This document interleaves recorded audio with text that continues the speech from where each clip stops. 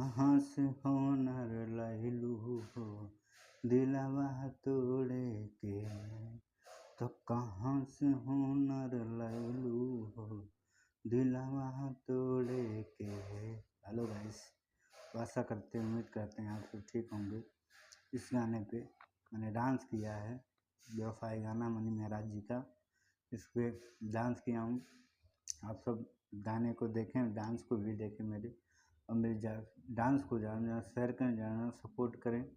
और हाँ, अगर आप सभी अगर नए हैं मेरे चैनल को भी सब्सक्राइब कर देना, ताकि मैं जब भी कोई भी अपलोड वीडियो करूं सबसे पहले आप सभी को मिलती रहे। तो आप सब मेरी डांस वीडियो को एंजॉय लो, इस गाने का भी एंजॉय लो। आप सब इस तरह से अपना प्यार दुलार सपोर्ट बनाए रखना।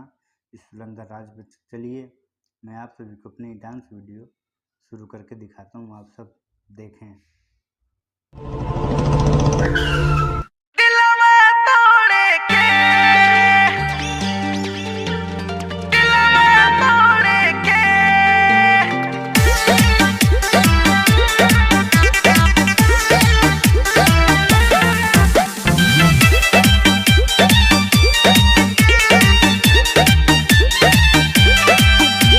सपना कैसे देख ले लू हमारा छोड़े के, सपना कैसे देख ले लू हमारा छोड़े के। कहाँ से हुनर लैलू हो दिलवा तोड़े के, कहाँ से हुनर लैलू हो दिलवा तोड़े के। तके कहरा से सिखलू सोना मुहवा मोड़े के, कहाँ से हुनर लैलू हो दिलवा तोड़े के। कहाँ से हुनर लैलू हो दिलवा तोड़े के।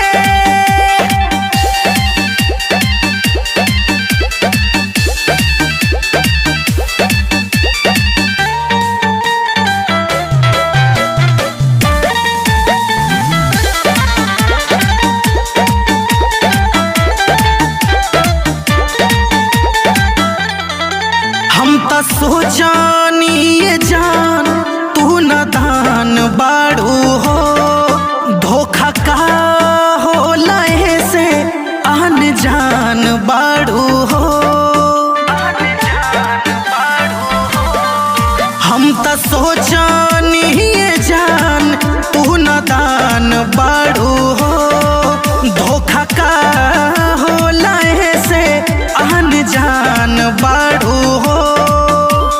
के कर चेहरा देखलू आज भोरे भोरे के, कहाँ से हुनर लैलू हो दिलवा तोड़े के। कहाँ से हुनर लैलू हो दिलवा तोड़े के।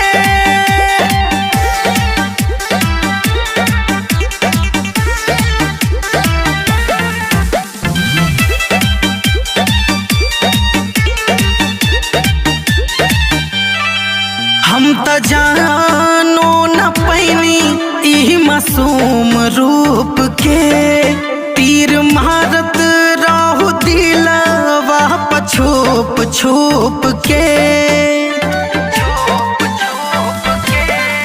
हम तो जानो न पैनी ई मासूम रूप के, तीर मारत रहू दिलवा छुप छुप के। चांद इमरान के चोट दिहलू जोरे के, कहाँ से हुनर लैलू हो दिलवा तोड़े के। कहाँ से हुनर लैलू हो दिलवा तोड़े के। तो कहाँ से होनर लैलू हो दिलवा तोड़े के, तो कहाँ से होनर लैलू हो दिलवा तोड़े के। ये गाना, ये डांस आप सभी को अच्छा लगा होगा, बहुत पसंद लगा होगा। आप सभी ने मेरी डांस वीडियो फुल वॉच किया होगा। आप सब इसी तरह से अपना प्यार दुलार इस सुलंदर राज पे बनाए रखें। और सुलंदर राज का डांस चैनल है, उसको सब्सक्राइब कर दें, बेल आइकन को भी दबा दें, ताकि मैं जब भी कोई भी डांस वीडियो अपलोड करूँ आप सभी को सबसे पहले मिलती रहे। तो चलिए, आप सभी को जय भीम, जय भारत, नमो बुद्धाय। आप सब इसी तरह से अपना प्यार दुलार बनाए रखना।